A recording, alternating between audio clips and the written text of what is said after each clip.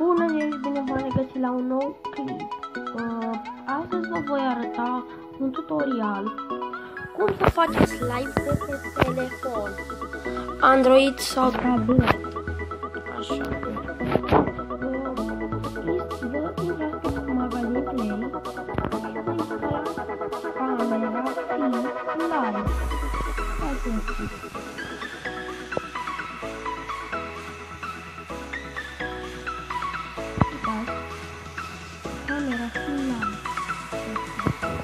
Așa, și ce dați?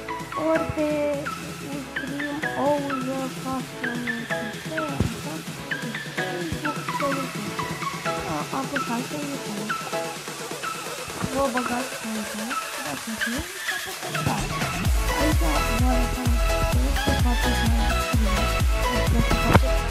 ce faceți telefonul de și închid camera și după aia apeși pe start și da, aplicați. Dați dacă vreți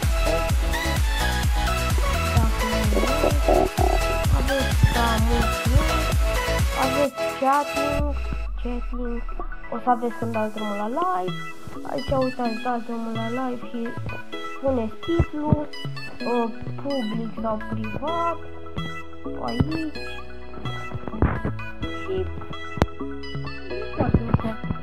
Uitați, îl găsiți pe Play.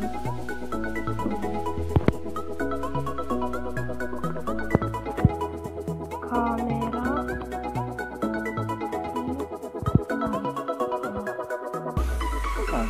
o am instalată.